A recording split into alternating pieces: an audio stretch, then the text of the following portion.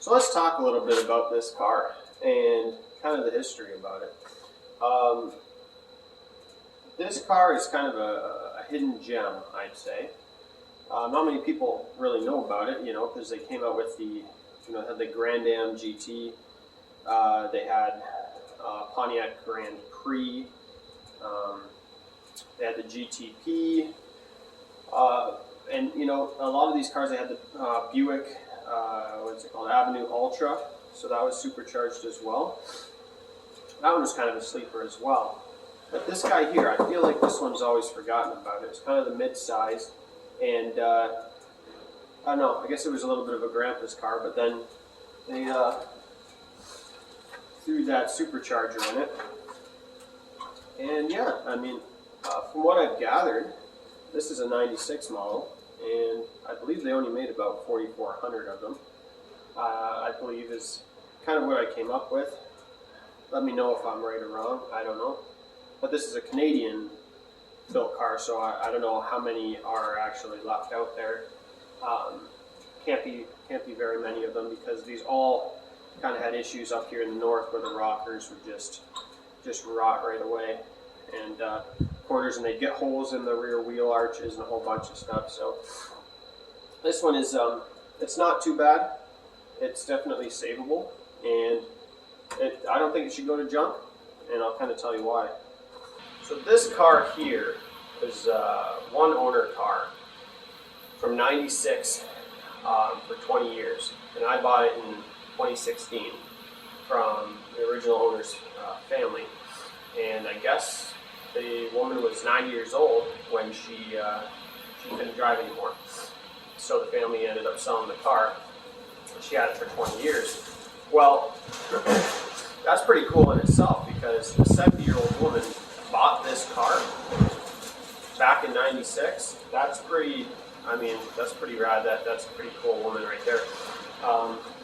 She would have been passing everybody in their little Civics and whatnot. But this car here, I live in an area that's very, used to be a lot of auto manufacturing going on. And this was a GM executive car. So on the registration, the first owners was GM. So around here, where this was bought new, this car probably started off at one of these factories around here, one of these GM factories. Anyway, so from my understanding, the 96 SSEi was the only year when they did this body refresh on the front and the rear that had the Series 2 3.8 liter with the 4T60E HD transmission.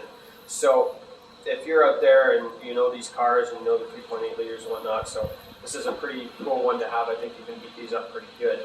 But as far as I know, the 96 was the only one that had this, and if they only made 4,400 of them, and this one being a GM executive car bought by a GM family, one owner, and then I bought it from the family, I feel it's got a pretty cool story, and it shouldn't be forgotten. And of course, I haven't driven it much. I've had it for the last 5 years, 6 years or so, and I put 10,000 kilometers on it. So, of course, the paint, this wasn't like this when I got it, so I'm thinking there's kind of like a repaint going on here situation at one point. That's alright, I'll drive it as is, I don't care. It's a pretty cool car. Everything seems to work on it for the most part, and I think it's got a cool story. I think it's got cool history. And I want to get it back on the road, I want to get it driving and just enjoy it. Alright, all hooked up. Everything's tight, I think, except for this, which is fine. We'll just leave that there because I don't got time for that right now. And these gloves smell great. I wish you guys could smell that, because I use these to pack or pick up grass clippings the other day, and don't they just smell like wet, nasty, soggy old grass? And if you guys know what that smells like, you can just go on and relate to me right now. Now my hands reek. Alright, so battery, let's go. Let's see what she does. Where are the keys? Where are the keys? Where are the keys? Are they in here? Oh, there they are. Great. Locked them in here. Or I could have locked them in here. Good old GM chip key. I don't know what they call that, but some kind of safety feature, some kind of resistor, I think. Oh, okay. This battery is probably more dead than the last battery, because I don't even know what that sound is.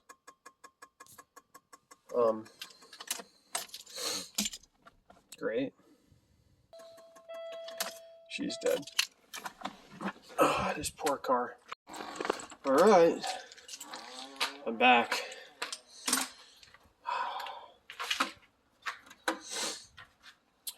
All right, ain't gonna win this time. You're gonna start this time. Got these wonderful GM side posts off. This one's got a double thingamy. Oh, I'm losing it. No. There, it's got some kind of double thingy on there. Yeah, let's just put that real close to everything. That'll be fine. I mean, it's not like if you had posts up on the top, it would just bypass all that. But you know, that's too easy. All right, get out of here.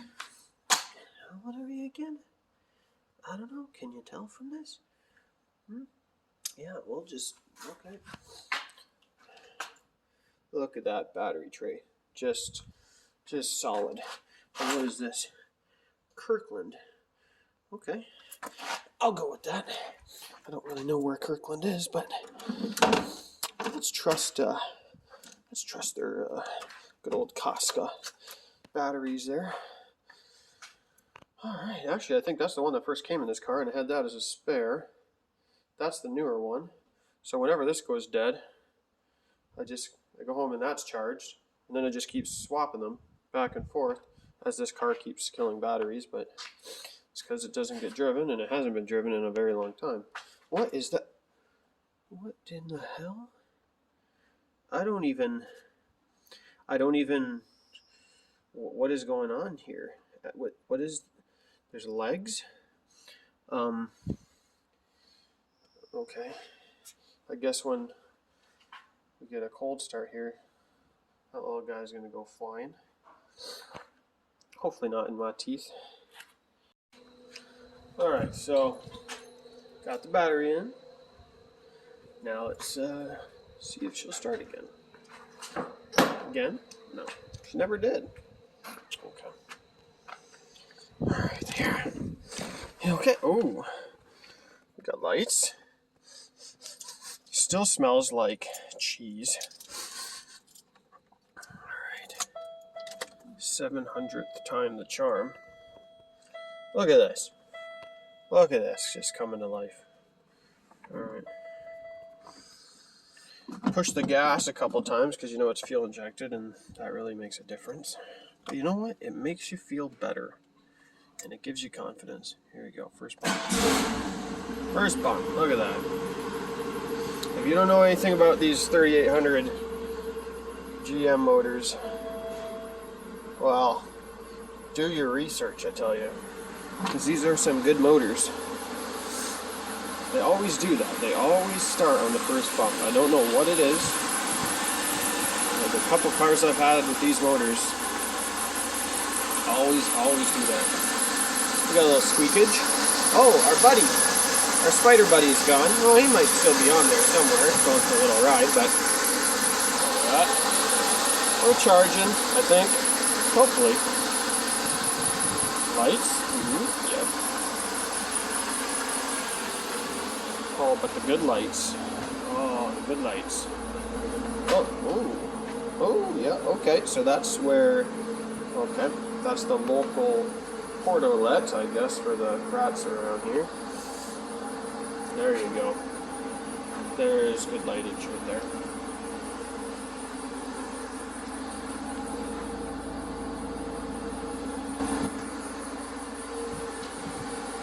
Got my air compressor, of course I did.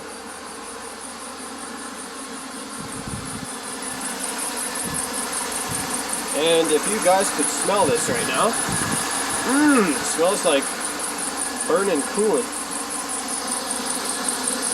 So that's why I stopped driving her. I didn't want to do much damage, but know what? I'm sure she'll just be fine. When I check the oil's always clean, but the coolant gets low. So what does that mean? We got a leaking to the exterior type coolant issue? Because I don't think it's going into the oil. The oil's always clean. Look at the supercharger though. That's alright, that oil there just prevents corrosion, so you kind of need that. That lets you know that everything's working and functioning. Brought this rim and tire to the shop to get that valve stem replaced because it totally cracked and it wasn't holding any air at all. So when I stored it, I made sure they put a new one on there because that's the most of my worries. Yeah.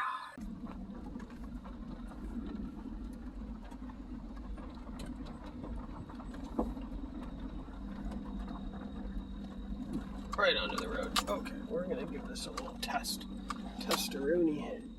Anyone coming? No, not that way. Oh, it's been a while. Let's see what she'll do. Alright, here we go.